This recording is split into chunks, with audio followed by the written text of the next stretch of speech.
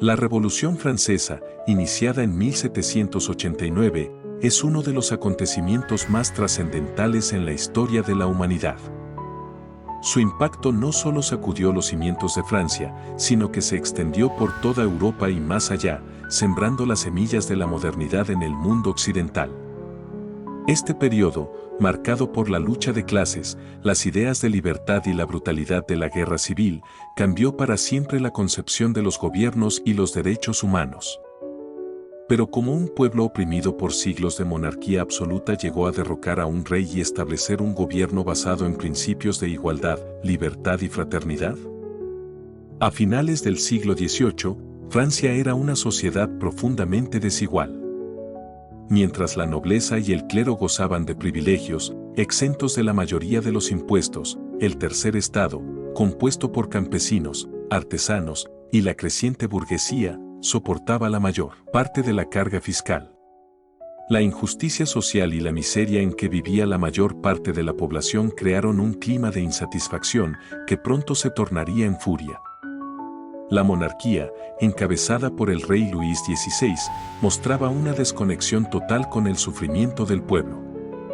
La extravagancia de la corte de Versalles, simbolizada por la reina María Antonieta, se contraponía al hambre de millones.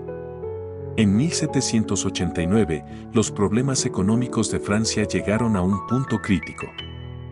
El país estaba prácticamente en bancarrota debido en gran parte a las guerras en las que se había embarcado, incluidas la Guerra de los 7 Años y el apoyo a la Revolución Americana. Para hacer frente a la crisis, Luis XVI convocó a los Estados Generales, una asamblea que no se había reunido en más de 170 años. El pueblo veía en esta convocatoria una oportunidad para cambiar el sistema y corregir las desigualdades. Sin embargo, la rigidez del sistema de votación, donde el clero y la nobleza, a pesar de ser minoría, tenían el mismo peso que el tercer estado, provocó tensiones desde el principio. El 17 de junio de 1789, cansados de la injusticia, los representantes del tercer estado se autoproclamaron Asamblea Nacional, declarando que eran los verdaderos representantes del pueblo francés. Este acto marcó el primer desafío directo al poder real. Días después, en un audaz movimiento que simbolizó el inicio de la revolución, juraron en la famosa sala del juego de pelota no disolverse hasta haber redactado una nueva constitución para Francia. Luis XVI, aunque inicialmente no lo percibió como una amenaza, pronto se daría cuenta de que el control de su reino se le estaba escapando de las manos. El 14 de julio de 1789, la tensión alcanzó su punto álgido cuando una multitud enfurecida asaltó la Bastilla, una fortaleza utilizada como prisión. Aunque en ese momento había pocos prisioneros allí, la Bastilla simbolizaba el despotismo de la monarquía. Su caída no solo fue un golpe moral para el régimen, sino que también proporcionó armas al pueblo, acelerando los eventos que seguirían. Este día, ahora conocido como el Día de la Bastilla, es celebrado como el inicio oficial de la Revolución Francesa. Con la toma de la Bastilla, la monarquía ya no podía ignorar la marea revolucionaria. En todo el país, los campesinos se rebelaban, quemando castillos y destruyendo registros de impuestos en lo que se conoció como el Gran Miedo. Mientras tanto, la Asamblea Nacional trabajaba incansablemente para reformar el país. En agosto de 1789 se promulgó la Declaración de los Derechos del Hombre y del Ciudadano, un documento histórico que proclamaba la igualdad de todos los hombres ante la ley y consagraba los principios de libertad, igualdad y fraternidad. Este documento sería una influencia decisiva en las futuras democracias del mundo. Pero, mientras el pueblo celebraba las nuevas ideas de libertad, la nobleza y la realeza tramaban planes para mantener su poder. En octubre de 1789, una multitud de mujeres marchó desde París hasta el Palacio de Versalles, exigiendo pan y justicia. La familia real fue obligada a abandonar su lujosa residencia y trasladarse al Palacio de las Tullerías en París, donde serían vigilados de cerca por los revolucionarios. Este traslado simbolizó el fin del poder absoluto del rey. A medida que la revolución avanzaba, las tensiones entre las distintas facciones revolucionarias comenzaron a intensificarse.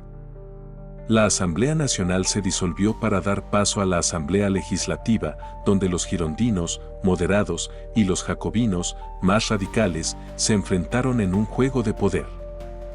Mientras tanto, en las calles de París, el descontento popular crecía.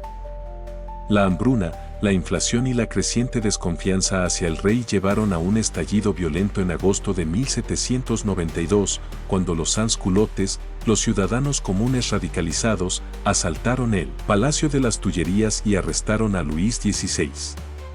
Con el rey en prisión, Francia fue declarada república el 22 de septiembre de 1792.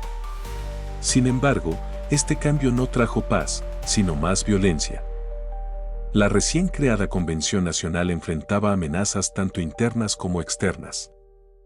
En 1793, una coalición de monarquías europeas, temerosas de que la revolución se extendiera más allá de las fronteras francesas, declaró la guerra a la República. Internamente, los realistas y otros grupos contrarrevolucionarios luchaban por restablecer la monarquía. Fue en este contexto de guerra y miedo que los jacobinos, bajo el liderazgo de Maximilien Robespierre, tomaron el control del gobierno y comenzaron el reinado del terror. Este periodo, que duró desde 1793 hasta 1794, estuvo marcado por la ejecución masiva de aquellos considerados enemigos de la revolución. Luis XVI fue uno de los primeros en ser guillotinado en enero de 1793, seguido de miles de personas, incluidos nobles, clérigos y revolucionarios moderados. Nadie estaba a salvo de las purgas de Robespierre, que justificaba la violencia como un medio necesario para defender la revolución. Sin embargo, el reinado del terror no podía durar para siempre. En julio de 1794, Robespierre fue arrestado y ejecutado por la misma máquina que él había utilizado para eliminar a sus enemigos. Con su muerte, la revolución entró en una nueva fase, más moderada, conocida como el Directorio. Aunque esta etapa estuvo marcada por cierta estabilidad, Francia seguía sumida en el caos económico y social. A pesar de las dificultades, la Revolución Francesa logró instaurar cambios profundos. La monarquía absoluta fue abolida y se sentaron las bases para un gobierno republicano. Las ideas de la revolución, libertad, igualdad y fraternidad, inspiraron a futuras generaciones en todo el mundo, y aunque la revolución misma terminó en 1799 con el ascenso al poder de Napoleón Bonaparte, su legado perdura. Napoleón, aunque se convirtió en emperador, consolidó muchas de las reformas revolucionarias. Bajo su mando, el Código Napoleónico codificó los principios de igualdad ante la ley, la abolición del feudalismo y los derechos de propiedad. Su expansión por Europa diseminó estos ideales, aunque a menudo bajo el yugo de la conquista militar. La Revolución Francesa, con su mezcla de ideales elevados y brutalidad, representa una de las grandes paradojas de la historia. Aunque fue un movimiento que buscaba justicia y derechos para todos, sus métodos a menudo fueron sanguinarios.